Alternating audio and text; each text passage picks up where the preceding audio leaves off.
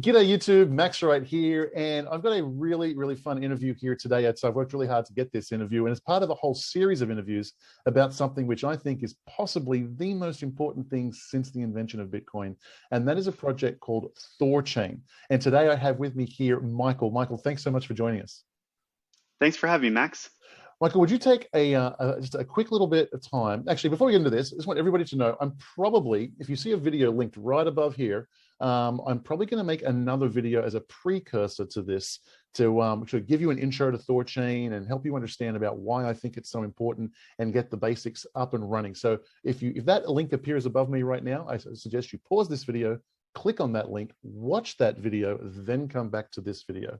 With that being said, Michael, would you take a few moments to let us know a little bit about yourself and what what THORCHAIN does and what your connection to it is, please? Sure, I'd be happy to. My name is Michael PERKLIN, and I'm the Chief Information Security Officer for SHAPESHIFT. SHAPESHIFT is a platform, an interface, a website and mobile app that you can use to interact with a variety of blockchains and swap assets back and forth. What's interesting is that with this interface, with SHAPESHIFT, you are not swapping with a company.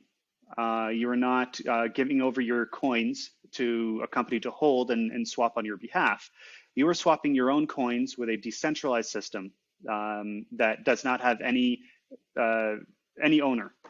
My history, I've been involved in the blockchain space for over a decade, having first worked with Bitcoin in 2010. I founded the world's first blockchain security consulting firm in 2012.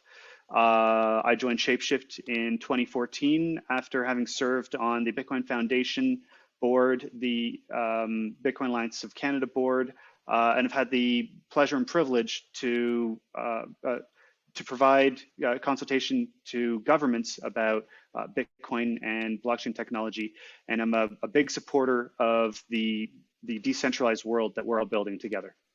Awesome. Great intro. Oh, I just realized I forgot the second half of your question, how I'm involved with THORCHAIN. Yeah, and what is THORCHAIN and how are you involved?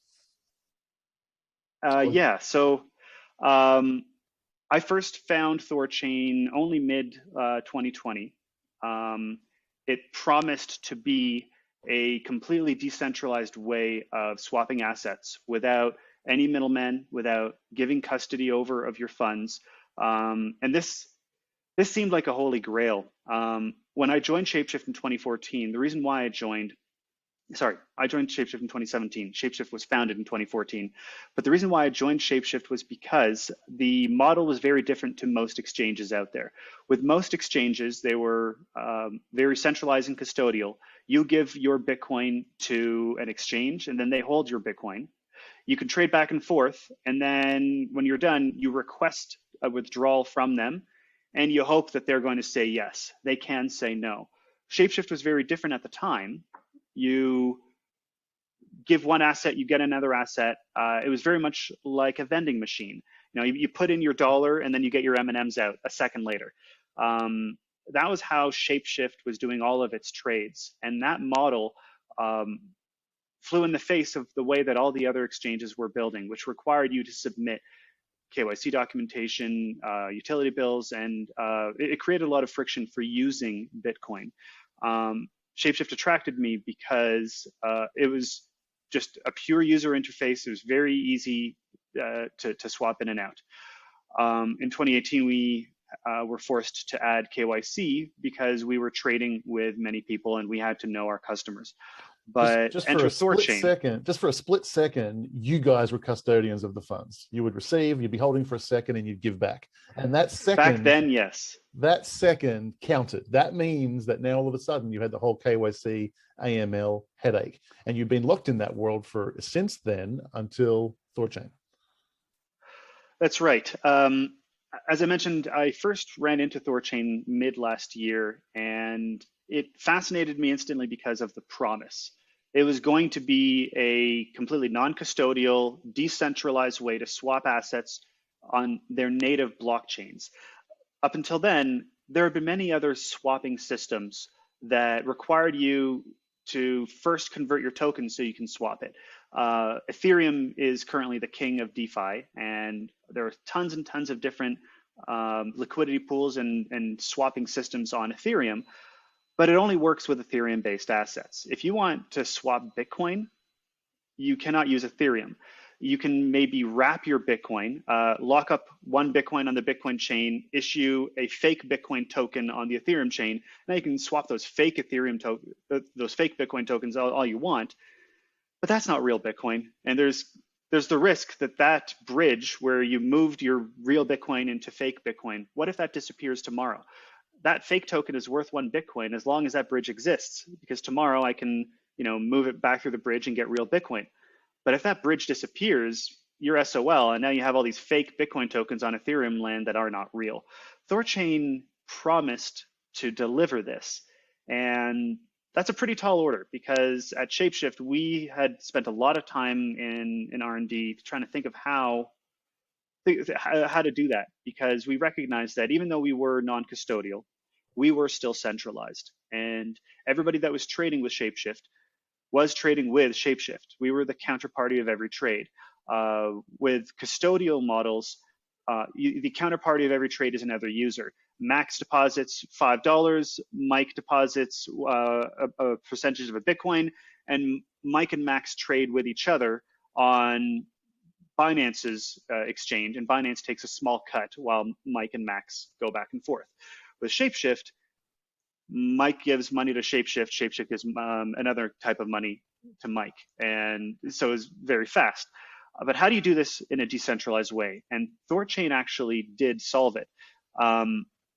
Their tech, so as an engineer, I dove right in. I knew a lot about security, I knew a lot about crypto, I knew a lot about these protocols, so I wanted to review it to see how close were they to making their claim. Because it's one thing to say something, it's a totally different thing to deliver.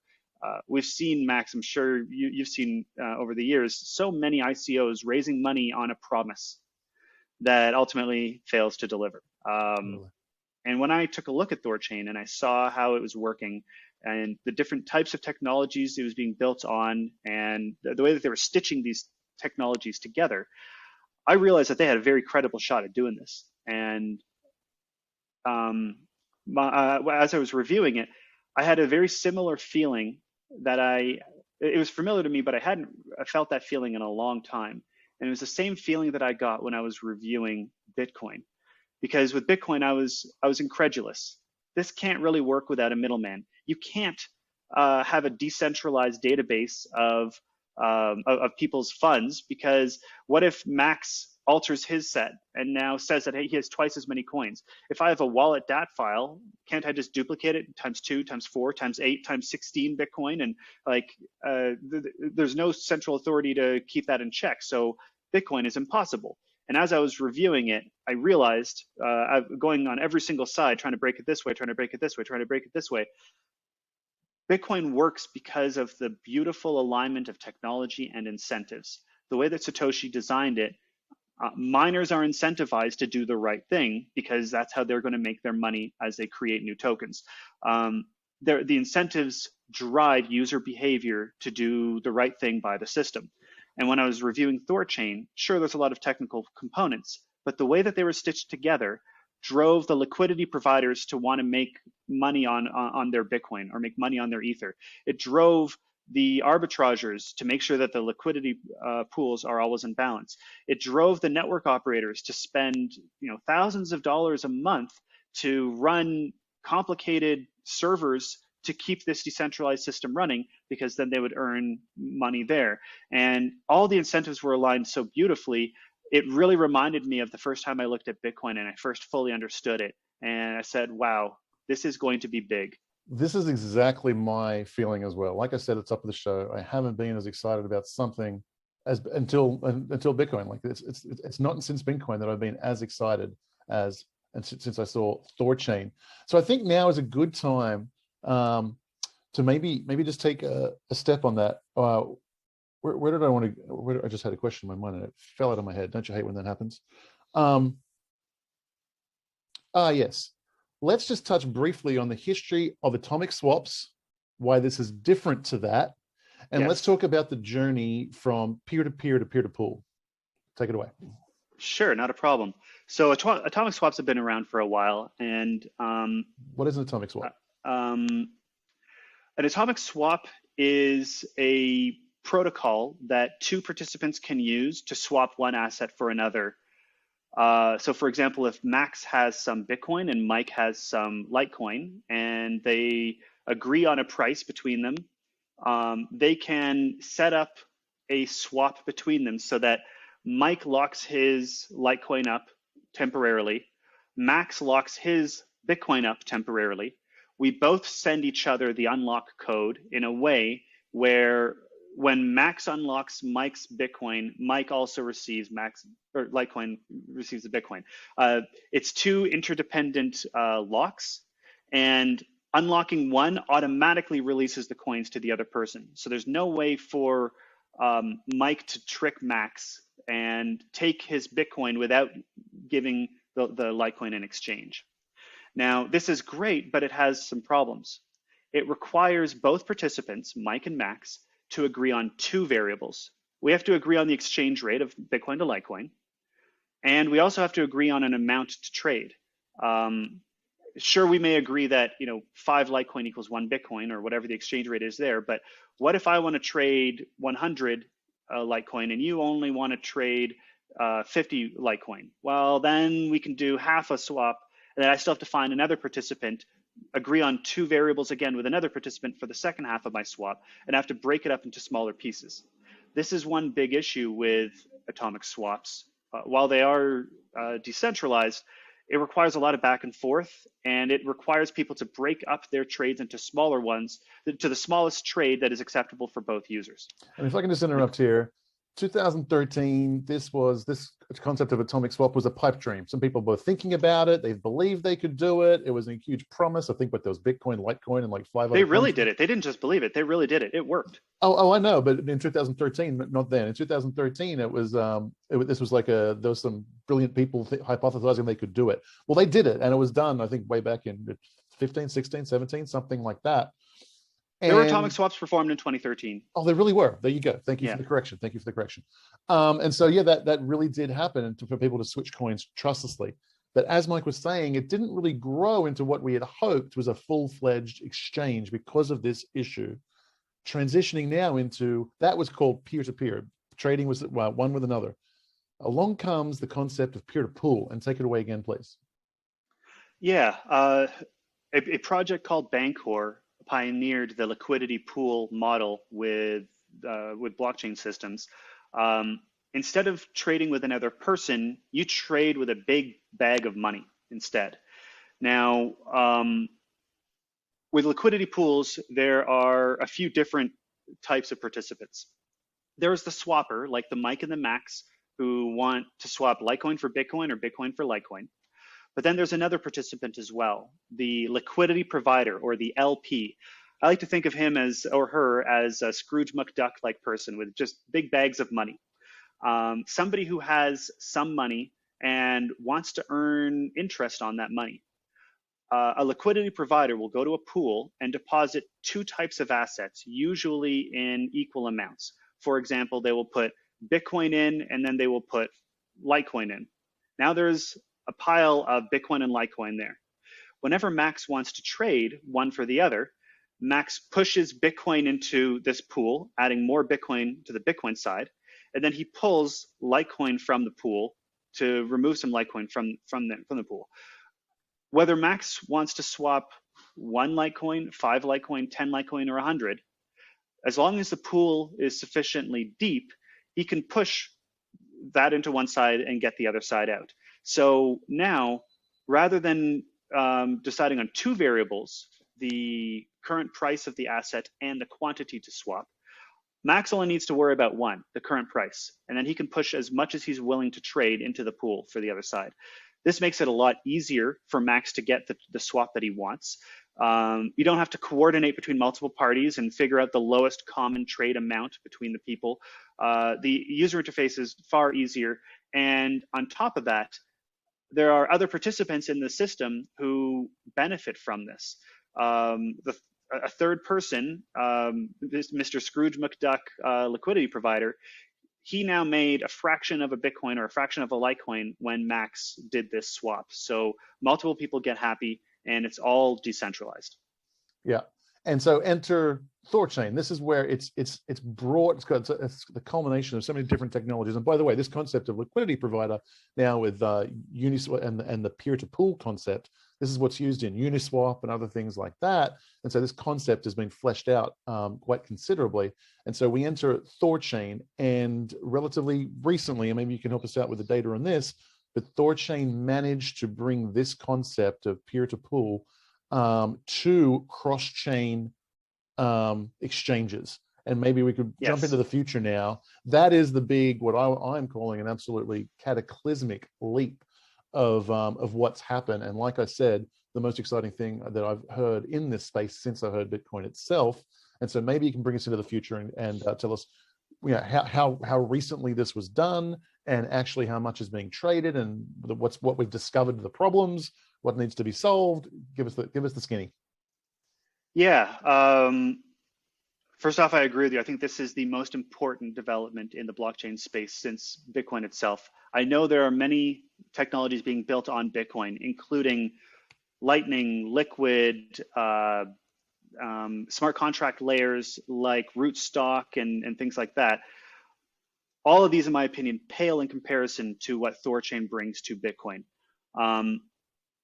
With all these liquidity pools that existed on Ethereum, they only worked on Ethereum-based assets, and they did not work on the most important blockchain-based asset in the world, which is Bitcoin.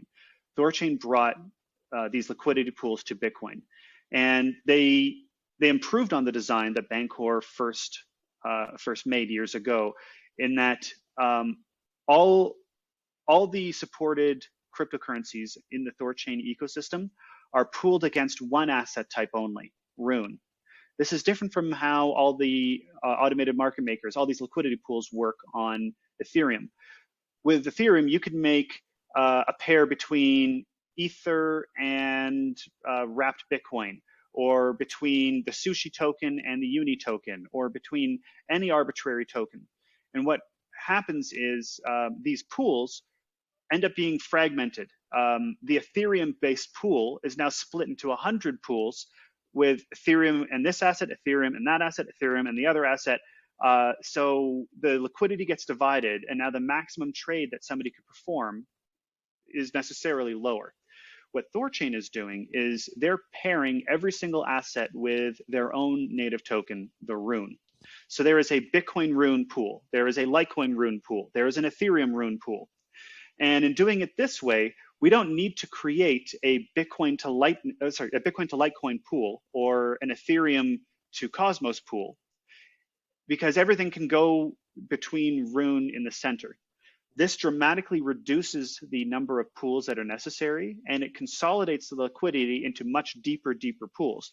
Now, if somebody wants to trade 10,000 at a time, 50,000 or $100,000 worth of Bitcoin at a time, they can, and they don't need to split it up across multiple pools or multiple trades or multiple atomic swaps. Yeah, it really adds to the depth of any given pair. Now, most importantly, in addition, this is how it works under the hood, but what is another incredible leap of brilliance, I think, is that the user experience does not see this at all. If you want to go, if you show up with Bitcoin and you want to get some Litecoin, you don't need to have any room to pay fees to the network to achieve this. And please correct me if I'm wrong anywhere along the ways, Michael. You just show up with your Bitcoin, you transfer your Bitcoin, and out pops whatever it is you want, Litecoin or whatever. But what in the background, what's happened is you've gone through two relatively very deep pools. You've gone Bitcoin to RUNE and then RUNE to Litecoin. And even any fees that you had to pay were paid in Bitcoin. So, I mean, this is just an unbelievably clean and good user experience.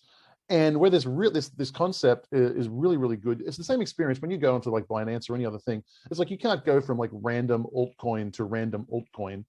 Usually you've got to go via Bitcoin, because that's where the depth or USD is. Yeah, or USD. Yes. It's where the depth is in the pool.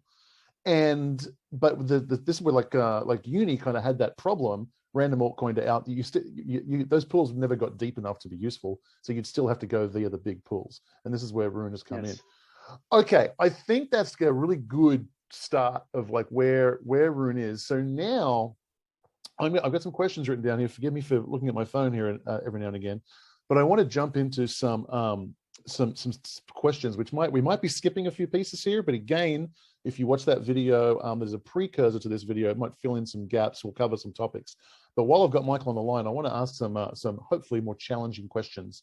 I do want to just confirm the entire Thor project is open source. Is that correct? Yes, that's right. Very much like Bitcoin, all the development for THORCHAIN happens completely open for the world to see. The original developers were pseudonymous, just like Satoshi Nakamoto was, and they released their code to the world for anybody to run on their own, review on their own, and use. And it continues to run as a decentralized system, and the original developers have stated a goal that they will obsolete themselves by 2022. Okay. Right now, they're still guiding the development because they're the most familiar with the system, but more and more engineers are getting involved with the project. I mentioned that I found the project just last year. Through my involvement, they've promoted a variety of people in the community to Telegram administrators. They've given them rotating access to the Twitter account, so it's not run by them centrally. Anybody can submit these Git PRs and review on them. There will be a day tomorrow when these founders, whoever they are, simply disappear because they'll be just as unnecessary for THORCHAIN's success as Satoshi Nakamoto is for Bitcoin's success. Gotcha. So, okay, and just a fascinating piece of trivia here that I heard is like, just to understand just how difficult cross-native chain swap is. Uniswap, I heard, was something in the order of 500 lines of code.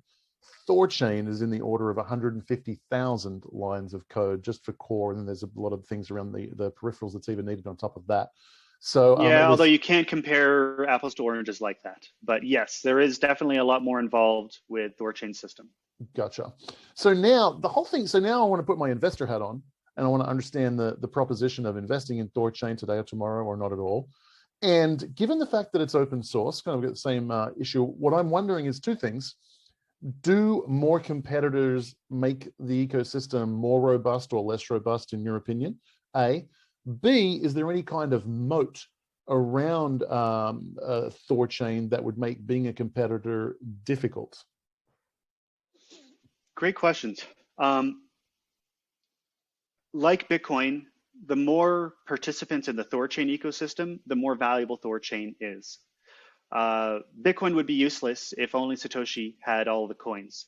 But because you and I have some coins and everybody, it's distributed quite widely through the globe, Bitcoin has value. Similar for the THORCHAIN system. The more liquidity providers decide, I want to earn interest on my Bitcoin, and hey, I have 1 Bitcoin, and tomorrow I want to have 1.1 Bitcoin or 1.2 Bitcoin. The more people that do that, the deeper the liquidity pools are. The deeper the liquidity pools are, the cheaper the swaps are for you and I who go to trade Litecoin for Ether or Bitcoin for whatever.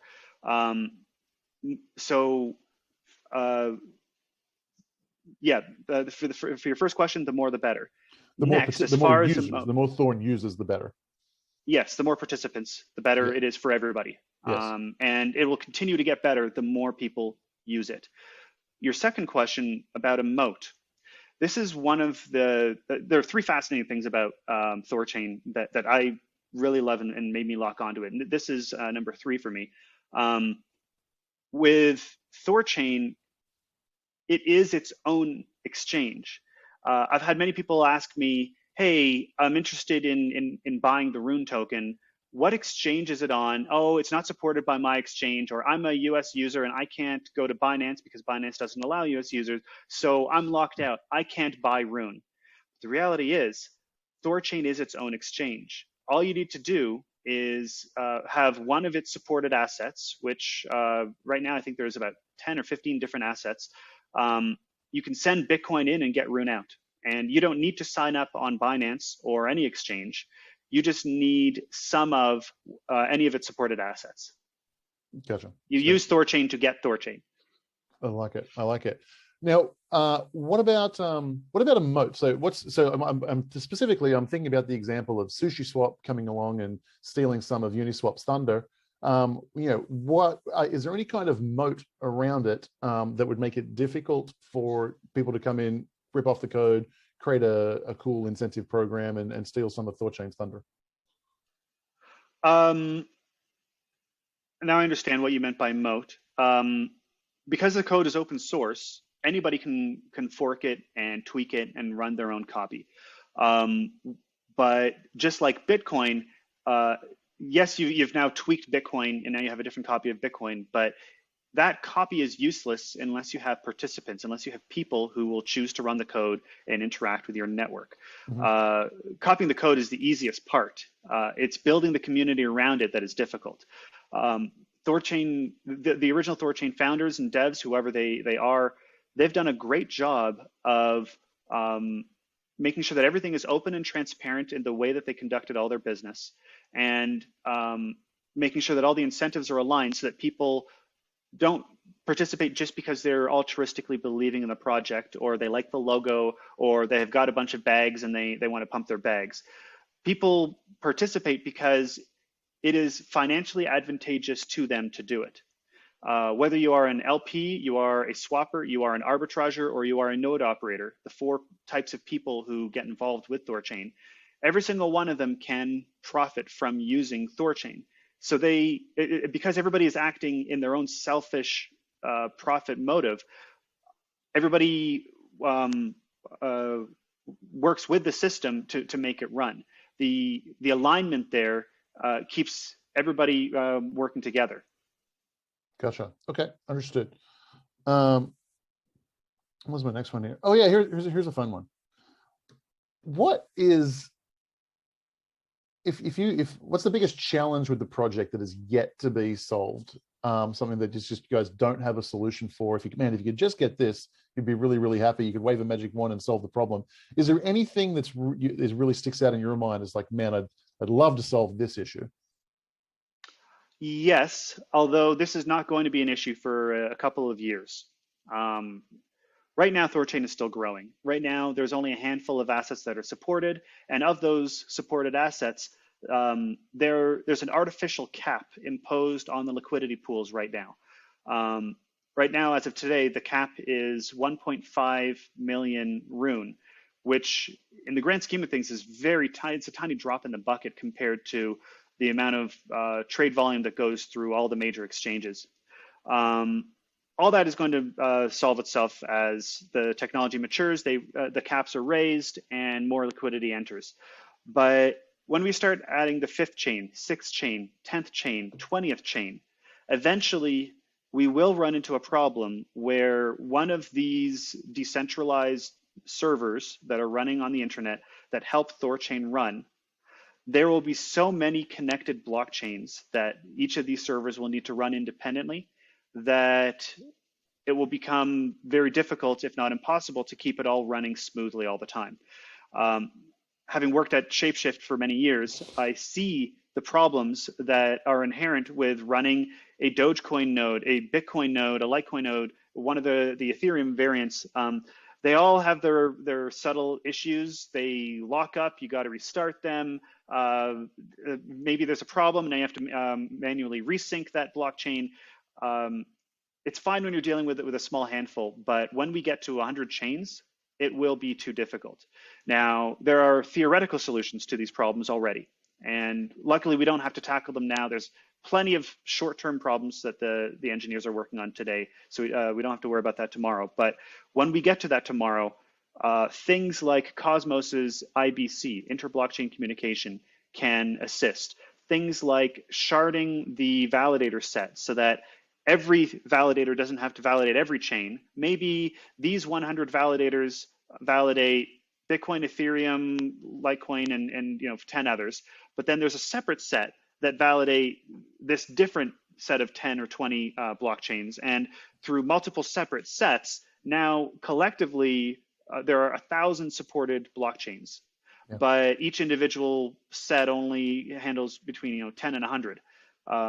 That's definitely an engineering challenge. I see it similar to the challenges that both Ethereum and Bitcoin are working to solve today with scaling the number of transactions per second. It's just a different type of technological scaling that will have to happen at some point in THORCHAIN, but that's tomorrow's problem. Okay, good stuff, good stuff. Let me see. Now, at the moment, a liquidity provider can put in money to add some depth to the pools, and they earn fees and some kind of yield. By the way, is that what staking is in Thorn? Is that what staking is, or is staking something different? There is no staking in THORCHAIN. Okay. Unlike other Cosmos-based blockchains like the Cosmos Hub, Terra, and these types of things, THORCHAIN doesn't have a concept of staking or a concept of delegating. With these other Cosmos-based blockchains, if you hold some atoms or you hold some Luna tokens, you can choose to say, hey, Max is running a validator. I believe in Max. I'm going to delegate my tokens to this other validator, and because I believe in the operation that they're running. And because I'm staking these, I'm going to earn a small yield. There's no concept of that in THORCHAIN. Instead, you earn yields in a different way, and that is through liquidity providing. By depositing money into the pools, you will earn fees, and that will make your bags grow. So the end result is the same, but the mechanic is very different. Gotcha. And what's hang on. So, and as a liquidity provider, what's fascinating to me, the part that broke my mind before I kind of understood it, is that okay, so people are buying Bitcoin, or they're buying something, so they're making a trade and then they're taking it off the exchange. So if I'm a liquidity provider, I am by definition volunteering to sell on anybody else's whim. And yes. and is that the case, and is that the way it actually works out in practice? It is. So when you decide to give some of your money into the pools, the money is held trustlessly between many different servers on the THORCHAIN system.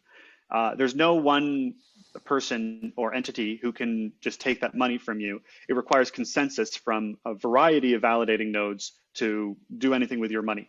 While it's locked up in there, everybody who trades against that pool leaves a small amount of fees in that pool. And the more of those fees that accrue, the more and more yield your money earns you.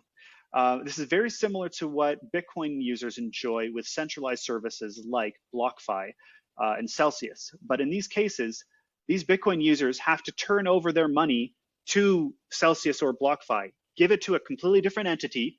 Now they're earning their yield, yes, but when they request a withdrawal of their money, they're once again in the hope and pray model that you have with other centralized exchanges.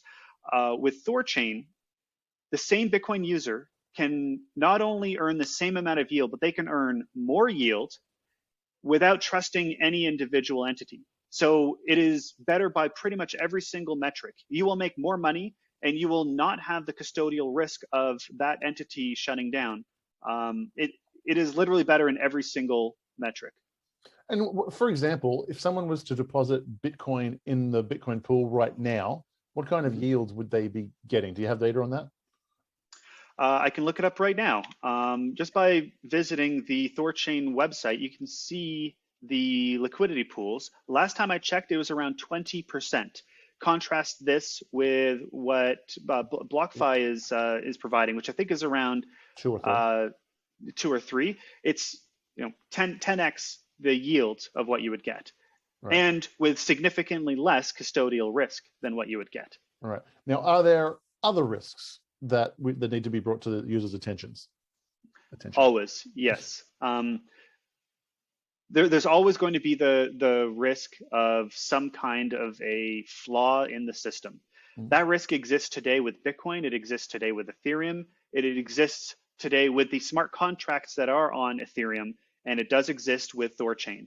The system is still quite new, and although it's been battle tested for the last couple of months in a smaller version of their network, there's never going to be any guarantees that tomorrow somebody isn't going to find a crazy flaw in the elliptic curve algorithm that breaks all of Bitcoin and in turn breaks all of THORCHAIN. Or somebody's going to find another flaw in the way that THORCHAIN handles liquidity additions and subtractions. We've all read the reports on DeFi contracts that had this bug or that bug, which allowed someone who takes a flash loan of a few million or a few $1 million, moves it through the system, and then they profit significantly because of a flaw in a smart contract. Now, what I can say is that regularly the people who are working on THORCHAIN, whether they are part of the original core team or one of the many new developers who are contributing their time and efforts to improve THORCHAIN today, they're always identifying issues and providing improvements. There are security fixes that go out before anybody knew that there was a security problem. I myself have reported at least 10 different security issues that have all been solved in a very short amount of time. The developers are attentive, and even if there's going to be a flaw, there is going to be a fix the very next day, just like what we've already seen many times with Bitcoin. In the early days, Satoshi would regularly release a fix to a flaw that happened in Bitcoin that created 1 billion Bitcoin tokens out of thin air or otherwise caused an issue. So yes, there's going to be problems, but those problems will be fixed. Gotcha. Circling back to the liquidity providers, we said that what they're volunteering to do is to sell their Bitcoin, whatever they deposited into liquidity pools. They're volunteering to sell at a whim. Yes. However, there are arbitragers who maybe take that, who just through incentive, volunteer, hopefully, to take that element away, so that the people who are depositing in the liquidity providers who are depositing into the pools don't necessarily miss out on their Bitcoin. If that's what they put in, they can take that out. And generally, the theory is they get all that back. Is that fair to say? Yes, there are. Yes, it's fair to say. You're touching on a concept called impermanent loss. And that's quite a difficult concept to wrap your head around if you're new to automated market makers like these pools we're talking about. Gotcha. And I'll ask you to skip over that impermanent loss, because I've found a really fun video that has visuals and explains it in a really, really cool way. I'll give that to my viewers, because without the visuals, it is quite a difficult concept to handle.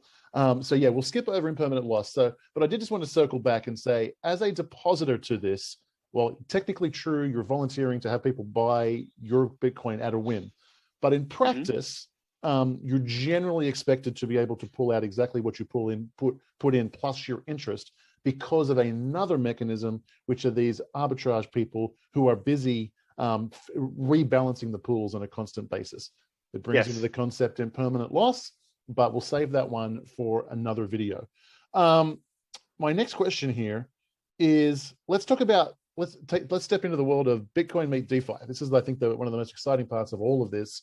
And I think what the Thor team is talking about is nicknaming THOR-FI.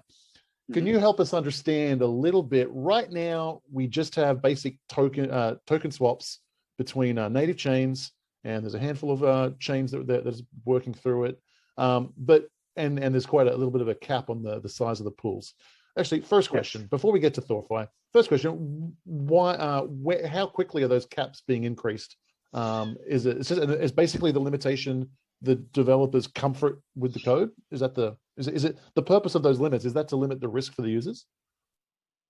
It's to limit risk, yes, for the users, for the node operators, and just for the system health itself. A lot of bugs were found in the first week or two of the THORCHAIN launch. And while everyone was yelling for, hey, let's raise the caps, let's increase the liquidity, the more liquidity that comes in, the more users will run into these bugs.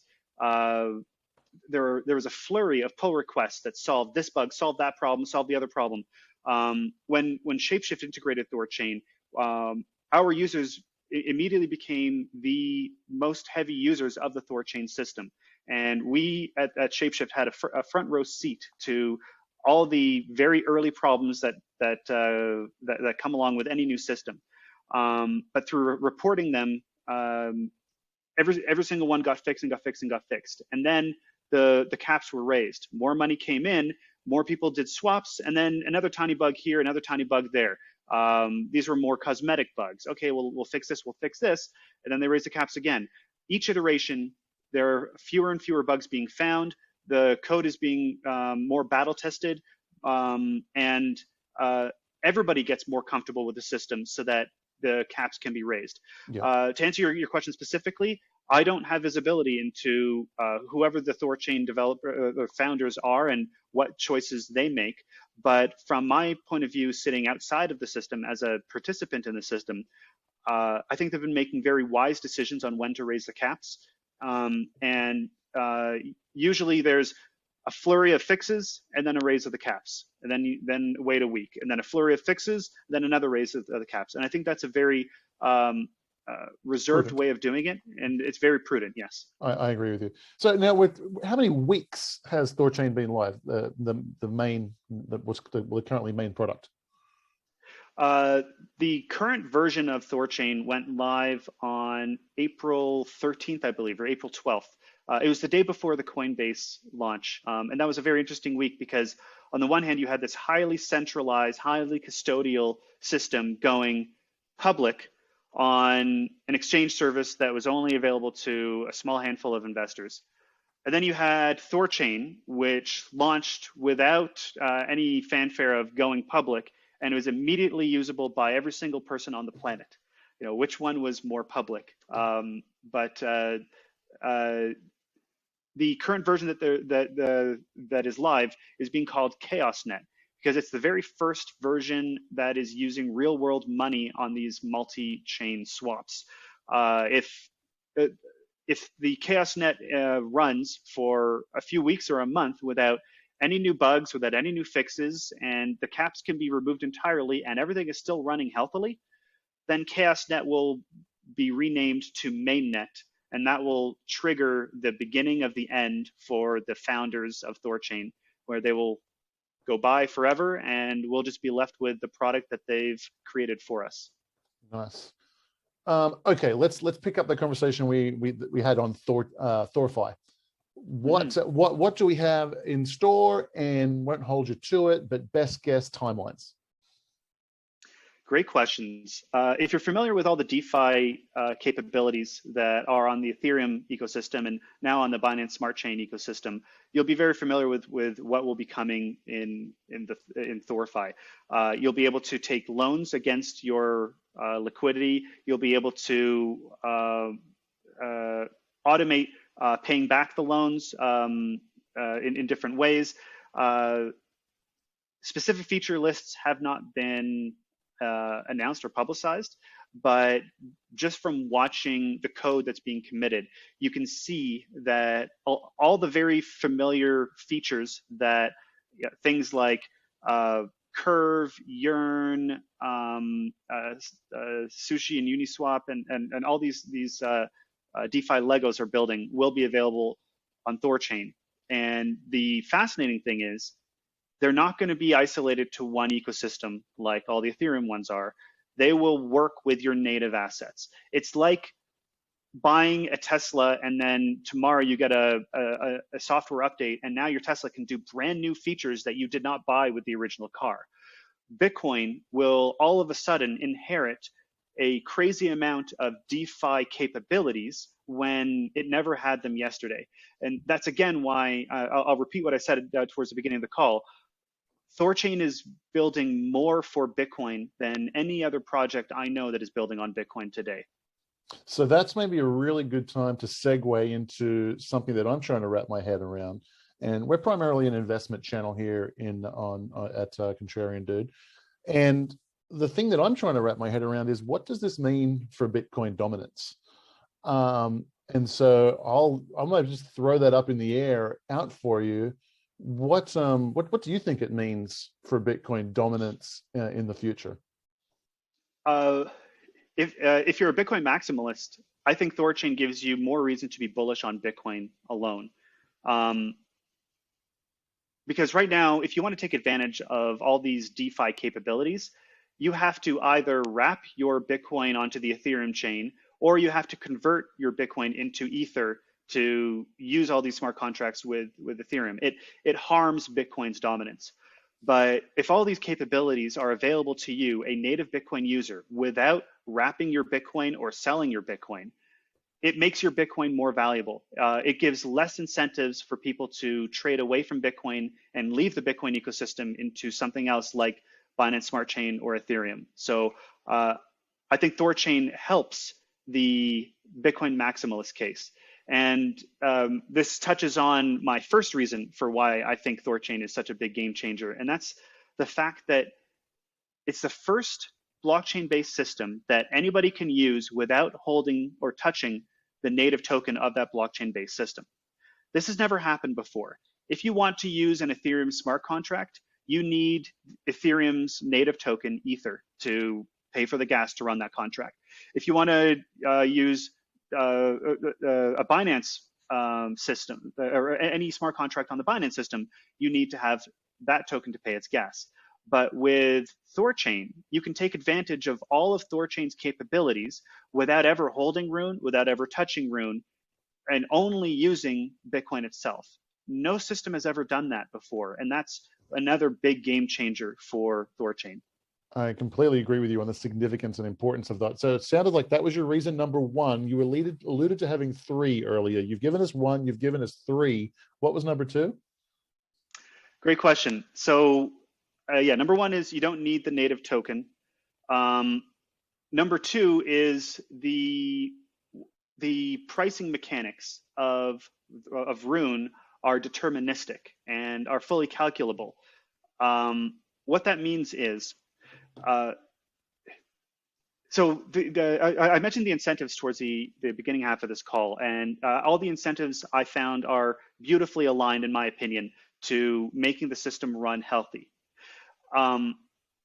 THORCHAIN has a concept of insurance or a bond. If there's a lot of money in these liquidity pools, what happens if that money gets robbed? Well, the good news is for every dollar that's in one of these pools, there's $2 at least of a bond or an insurance that someone has put up, that these node operators, the people who are running these servers to make THORCHAIN run, they have to put up millions of dollars of their own money for the privilege of earning lots of RUNE per day and keeping the system running. And if money ever disappears from one of the pools because these server operators, they didn't take cybersecurity into account and they left something open on their server, and now a hacker has gone in and a hacker has stolen some money from the pool. Well, they're robbing liquidity providers who are trying to earn yield on their Bitcoin. So the system will make these people whole by looking at the node operator who made the mistake, and they will take some of their bond to give it back to the liquidity pool to make all those users whole. This insurance mechanism helps keep the system safe. And when that happens, because of these insurance payments, there's always going to be approximately a 2-to-1 ratio between all the bond or all the insurance and everything that's in the pool. And then when you look at what's in the pool, everything is paired against RUNE. It's not just the Bitcoin pool, it's the Bitcoin RUNE pool, or it's the Ethereum RUNE pool. So it's like a nested 50% inside another 50%. Of the grand total assets in the THORCHAIN system, let's say there's 100 million assets in the THORCHAIN system. Half of that is going to be RUNE for bond. 50 million is going to be in the pools. That 50 million is going to be divided by 2. 25 million in native assets like the Bitcoin, Litecoin, Ether, and then 25 million in RUNE. So you end up getting approximately a three-way split: RUNE, and then assets. What this means is because everybody is incentivized to provide liquidity in 50% RUNE and 50% assets, and because the node operators are incentivized to keep 2-to-1 insurance, this drives incentives for the market, for the economics. And what ends up happening is you can calculate what the price of a RUNE should be by taking a look at all of the Bitcoin, Litecoin, Ether, and all the other native assets that are locked up, add up the US dollar value of all those assets, and then look at how many RUNE are in circulation you can do a calculation and figure out what the price of one rune should be. I'd like to invite your listeners to visit thorchain.community. The website is thorchain.community. That has a brilliant little calculator that you can type in a couple of very simple numbers. What happens if only 1% of all Bitcoin in circulation are locked up in THORCHAIN? With 18.5 million Bitcoin in circulation, 1% is about 1,850. Okay, so 1850 Bitcoin are locked. And if the price of Bitcoin stays the same, exactly what it is today, what does that translate to a rune price? And now, what if only 0.5% of Ether is locked and the price goes down by 20%? You can play with these numbers and calculate what the price of rune will be in these conditions. And the numbers that come out of that are quite staggering. I haven't seen that website, but I'm pretty good at math and I've done it in my head, and I completely agree with you. If you look at what happened to Uniswap and how quickly those pools grew and how deep those pools are, and then you do this simple math, which Michael's sharing with you, it is absolutely staggering. Now, huge chunks of that are priced in already. If you look, the value of the THORCHAIN now is way over and above what is currently staked in this current math. So the only question, but if you think about where this can mature to and how deep these pools can get and how likely you think these pools will get deep, the numbers on the other end are absolutely terrifyingly exciting for Rune holders. So that's an interesting one.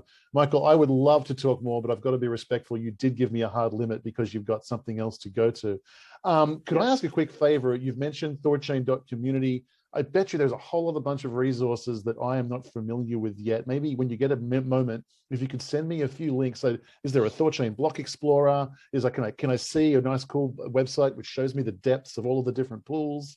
All of this kind of stuff. If you could give me a list of those, I'll put them in the description. I think it'll be fascinating to go through those.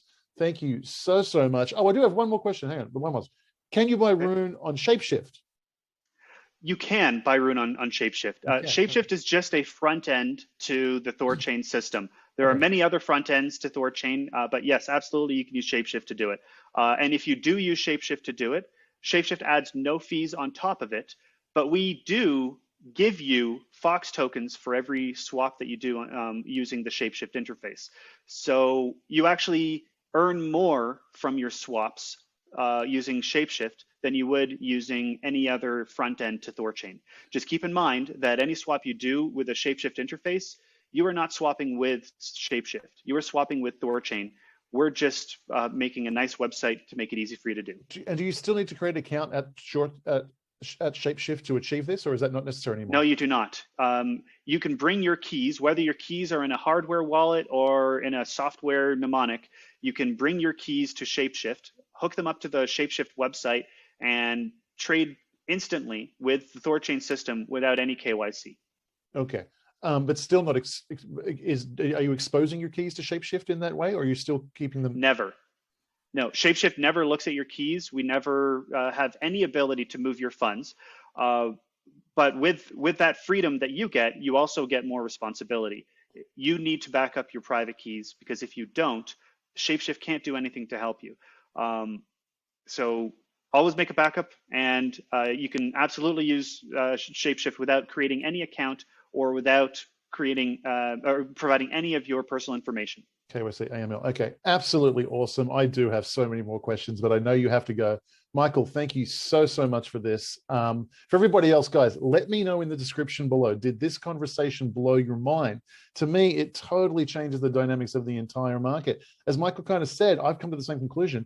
Why do you need to leave Bitcoin? There's a reason to leave Bitcoin now. There's cool things you can do with other coins that you can't do with Bitcoin.